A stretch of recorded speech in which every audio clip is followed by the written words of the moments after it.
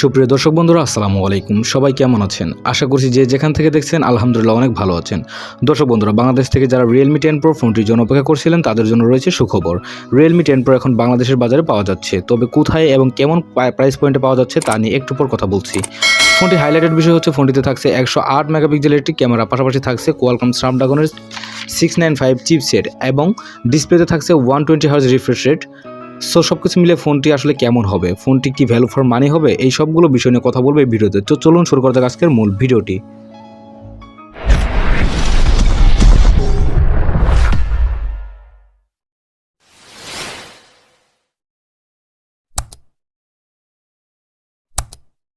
আমি যদি এই ফোনটির ডিজাইন এবং বিল্ড কোয়ালিটি নিয়ে কথা বলি তাহলে এই ফোনটি দেখতে Realme 10 ওই ফোনটির মতো। ফোনটির ব্যাক সাইড এবং ফ্রেমে থাকছে প্লাস্টিক, ব্যাক সাইডে থাকছে গ্লোসি ফিনিশিং এবং ফ্রেম থাকছে একেবারে ফ্ল্যাট, যার কারণে এই ফোনটি দেখতে ভালোই লাগছে। ফোনটির ফিটনেস করা হয়েছে 8.1 মিলিমিটার এবং ওজন করা হয়েছে 190 গ্রাম। তার মানে ফোনটি খুব বেশি একটা স্লিম না হলেও যথেষ্ট লাইট ওয়েট। ভালো ব্যাপার হচ্ছে ফোনটিতে পোর্টস অ্যান্ড বাটন হিসেবে সব ধরনের পোর্টস অ্যান্ড বাটন পেয়ে যাচ্ছেন। যেমন এই ফোনটির ডান সাইডে থাকছে পাওয়ার বাটন এবং ভলিউম আপ ডাউন বাটন, আর পাওয়ার বাটনটি ফিঙ্গারপ্রিন্ট সেন্সর হিসেবে ব্যবহার করা হবে।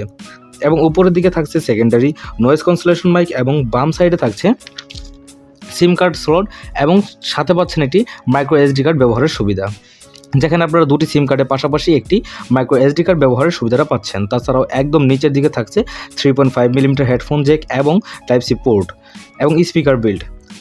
তাছাড়া ফোনটির সবচেয়ে ভালো ব্যাপার হচ্ছে আপনারা সামনের দিকে পাচ্ছেন ফুল ভিউ ডিসপ্লে, যার ঠিক মাঝ বরাবর 5 হোলের মাধ্যমে বসানো হয়েছে সেলফি ক্যামেরাটি। রিয়েলমি প্রথমবারের মতো নোট সিরিজে 5 হোলের মাধ্যমে সেলফি ক্যামেরাটি ব্যবহার করেছে, যা ভালো লাগার মতো একটি বিষয়।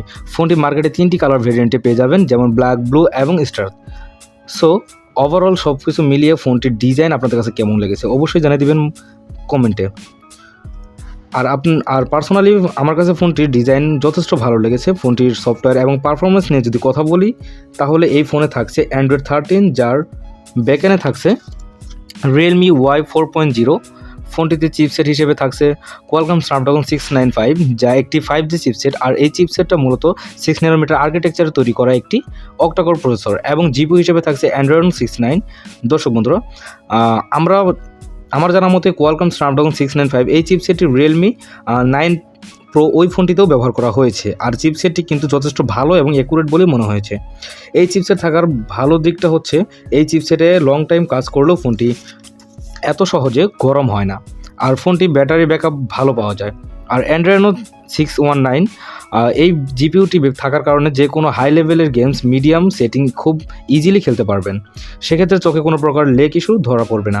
তবে গেমসগুলো হাই লেভেল খেলতে গেলে সেই লেগ ইস্যু অবশ্যই কিছুটা চোখে পড়াবে এবং ফিল করতে পারবেন, কিন্তু মাল্টিমিডিয়া কনজাকশন সহ মাল্টিটাস্কিং সহ অন্যান্য কাজ খুব ভালোভাবেই করতে পারবেন।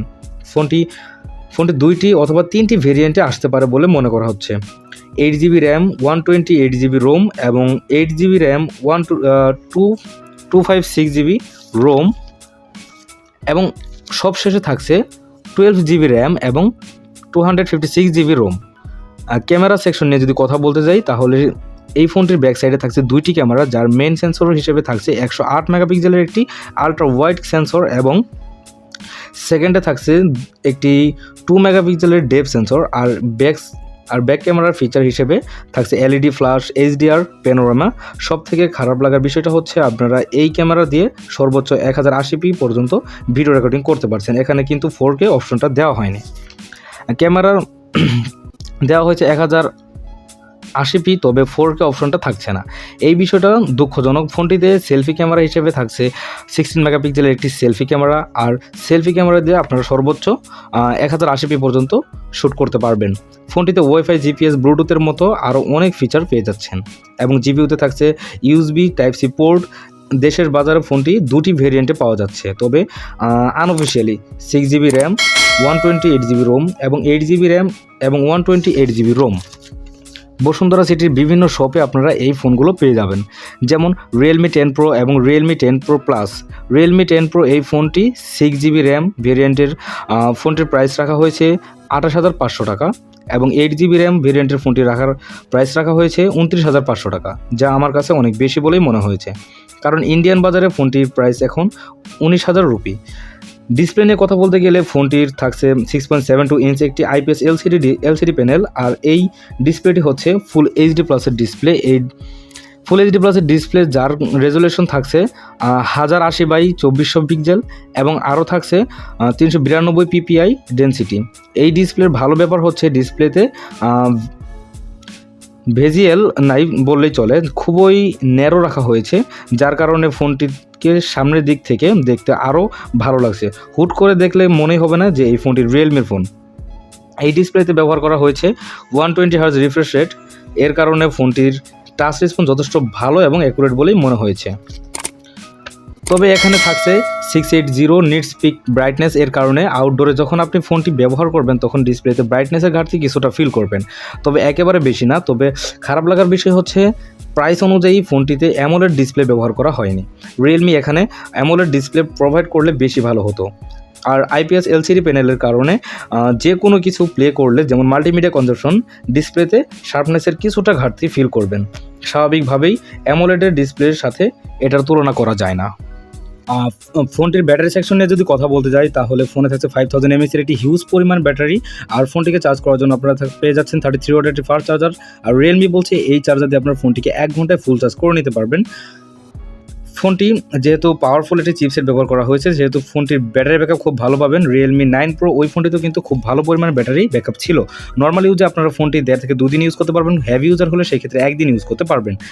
আর ফোনটি লং টাইম ব্যবহার করলেও ফোনটি কোনো প্রকার গরম হচ্ছে না। তো এবার কথা হচ্ছে এই বাজেট সেগমেন্টে ফোনটি কেমন হতে যাচ্ছে। এক কথায় বলা যায় এই বাজেট সেগমেন্টে ফোনটি ভ্যালু ফর মানি কিছুতেই হবে না, কেননা এই বাজেট সেগমেন্টে ফোনটি আপনাদের জন্য প্রযোজ্য না। তো বন্ধুরা, আপনারা যদি সত্যি ফোনটি নিতে চান সেক্ষেত্রে 1 থেকে 1.5 মাস অবশ্যই অপেক্ষা করতে হবে, তাহলে আপনারা ফোনটি 22 থেকে 25,000 টাকার মধ্যে নিতে পারবেন। আজকের ভিডিও এতটুকুই। যদি ভালো লেগে থাকে তাহলে অবশ্যই আমাদের চ্যানেলকে সাবস্ক্রাইব করে পাশে থাকা বেল আইকনটি বাজিয়ে দিবেন এবং নিত্য নতুন ভিডিও পাওয়ার জন্য সবার আগে আমাদের চ্যানেলটিকে ফলো রাখবেন। তো বন্ধুরা, ভালো থাকবেন, সুস্থ থাকবেন, দেখা হবে পরবর্তী ভিডিওতে নতুনভাবে নতুন করে। ধন্যবাদ সবাইকে, আসসালামু আলাইকুম।